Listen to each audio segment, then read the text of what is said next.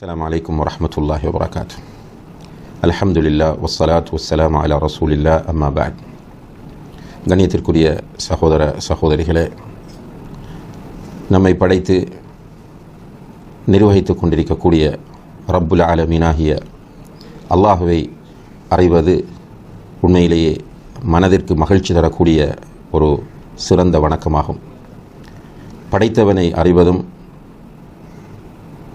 படைத்தவனுக்காக வாழ்வதும் மறுமையிலே அவனை பார்ப்பதில் நமக்கு மிகப்பெரிய மகிழ்ச்சியையும் ஆனந்தத்தையும் உண்டாக்கும்.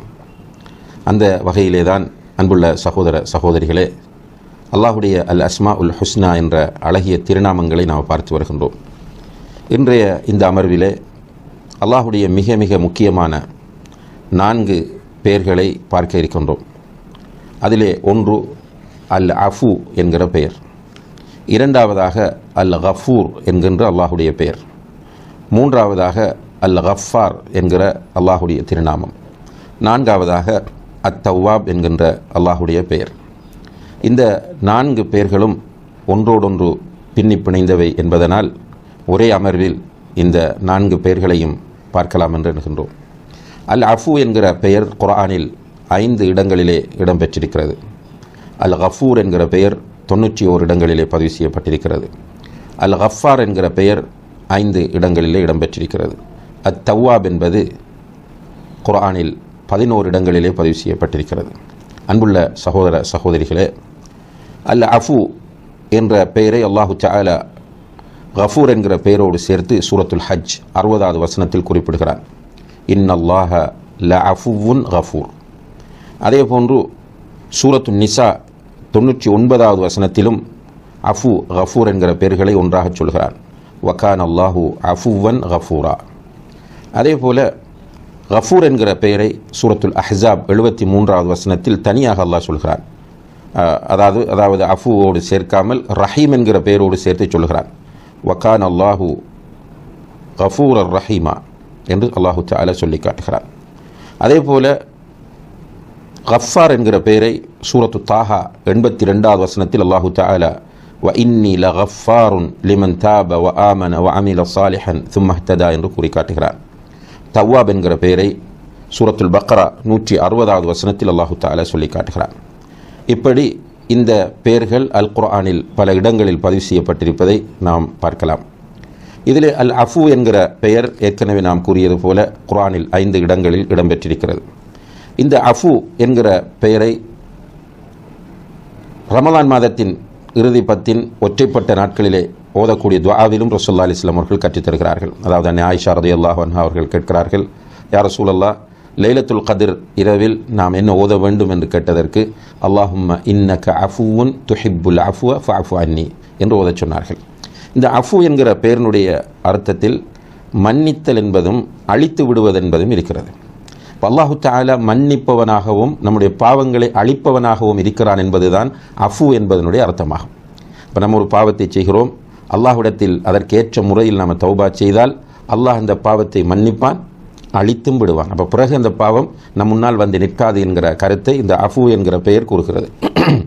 கஃபூர் என்பதை பொறுத்தவரையில் கஃபூர் என்பது மன்னித்தல், மறைத்தல் என்கிற அர்த்தத்தை கொண்டது. இப்போ அல்லாஹு தஆலாவிடத்திலே நாம் தௌபா செய்தால் அவன் மன்னிப்பான், மறைத்து விடுவான், அதை அம்பலப்படுத்தி அசிங்கப்படுத்த மாட்டான் என்ற அர்த்தத்தை கஃபூர் என்பது தருகிறது. கஃபூரினுடைய சீகத்து முபாலகா என்றால் அதிகப்படியான முறையில் என்ற அர்த்தத்தை தரக்கூடியது கஃபார் என்பது. அதிகம் கஃபூராக இருப்பவன் என்பதுதான் கஃபார் என்பதனுடைய அர்த்தமாகும். அப்போ மன்னிப்பவன், மறைப்பவன். தவ்வாப் என்று சொன்னால் அல்லாஹு தஆலா அடியார்களுடைய தௌபாவை அதிகமாக ஏற்றுக்கொள்பவன் என்பது அர்த்தமாகும். உண்மையிலேயே இந்த 4 பெயர்களும் நமக்கு மிகப்பெரிய ஆறுதலாகும். அதே நேரத்தில் அல்லாஹ் அர் ரஹ்மான் அர் ரஹீம் என்பதனுடைய பிரதிபலிப்பாகவே இந்த 6 பெயர்களை நாம் பார்க்க வேண்டியிருக்கிறது. உண்மையிலேயே இந்த உலகத்தில் பலவீனமாக படைக்கப்பட்டிருக்கிற மனிதர்களாகிய நாம் செய்யக்கூடிய பாவங்களை அல்லாஹு தஆலா வெளிப்படுத்தி விட்டால், அல்லது நம்முடைய பாவங்களை வைத்து இந்த உலகத்தில் அல்லாஹு தஆலா தண்டிக்க நாடினால், அல்லது பாவங்களை மன்னித்தல் என்கிற ஒரு வாசலை அல்லாஹு தஆலா ஏற்படுத்தாமல் இருந்திருந்தால் நம்முடைய நிலைமை என்ன என்று நாம் சிந்தித்து பார்க்க வேண்டும். உண்மையிலேயே அல்லாஹ்வை நாம் இந்த உலகத்தில் உள்ள அனைத்தையும் விட அதிகமாக நேசிக்க வேண்டும். இந்த 4 பெயர்களையும் படிக்கிற போது அந்த நேசம் வரும். அல்லாஹ்வை உலகத்தில் உள்ள அனைத்தையும் விட அதிகமாக நாம் விரும்புவோம், நேசிப்போம். ஏனென்றால் அல்லாஹ் என்ன சொல்கிறான் என்றால், தங்களுக்கு தாங்களே அநீதி இழைத்துக் கொண்ட என்னுடைய அடியார்களே, அல்லாஹுடைய ரஹ்மத்தில், அவனுடைய அன்பில், இரக்கத்தில், கருணையில் நீங்கள் நம்பிக்கை இழக்க வேண்டாம். இன்னல்லாஹ யக்ஃபிரு துனூப ஜமீஆ, நிச்சயமாக அல்லாஹ் எல்லா பாவங்களையும் மன்னிப்பான். எந்த பாவமும் விதிவிலக்கு கிடையாது, எல்லா பாவங்களையும் மன்னிப்பான். எந்த அளவுக்கு என்றால் நபி ஸல்லல்லாஹு அலைஹி வஸல்லம் அவர்கள் சொல்கிறார்கள், இன்னல்லாஹ யக்பலு தௌபத்தல் அப்தி மாலம் யுகர்கிர். ஒரு அடியானுடைய உயிர் அவனுடைய தொண்டைக்குழியை அடைகிற வரைக்கும் அவனுடைய தௌபாவை அல்லாஹ் ஏற்றுக்கொள்வான். ஒரு மனிதன் மௌத்தாகுவதற்கு முன்னால் தௌபா செய்து விட்டால் அல்லாஹு தஆலா அவனுடைய தௌபாவை ஏற்றுக்கொள்வான். ஆனால் நாம் எப்போது மௌத்தாகுவோம் என்பது தெரியாது. எனவே தான் அல்லாஹுடைய தூதர் ஸல்லல்லாஹு அலைஹி வஸல்லம் அவர்கள் சொல்கிறார்கள், யா அய்யுஹன் நாஸ் தூபு இலல்லாஹி வஸ்தக்ஃபிரூ, மனிதர்களே நீங்கள் அல்லாஹ்விடத்தில் தௌபா செய்து இஸ்திக்ஃபார் செய்யுங்கள். ஃபஇன்னி அதூபு இலல்லாஹி ஃபில் யௌமி மிஅத மர்ரா, நான் ஒரு நாளைக்கு அல்லாஹ்விடத்தில் 100 தடவைகள் தௌபா செய்கிறேன் என்றார்கள். முன்பின் பாவங்கள் மன்னிக்கப்பட்டவர்கள், அல்லாஹுடைய மிக நேசத்திற்குரிய நபி, நபிமார்களுக்கெல்லாம் தலைவர், சுவர்க்கத்திற்குள் முதலாவது நுழையக்கூடியவர்கள், இவர்கள் எப்படி சொல்கிறார்கள் என்றால், நம்மை போன்ற மனிதர்கள் இந்த தௌபாவினுடைய விஷயத்தில் போட்டி போட வேண்டும். எனவே தான் அல்லாஹ் மூமின்களை பார்த்து சொல்கிறான், வசாரிஉ இலா மக்ஃபிரத்தி மிர் ரப்பிக்கும், உங்களுடைய ரப்பிடம் இருக்கிற மன்னிப்பின் பால் நீங்கள் ஒருவருக்கொருவர் போட்டி போட்டு விரைந்து வாருங்கள் என்று அழைப்பு விடுக்கிறான்.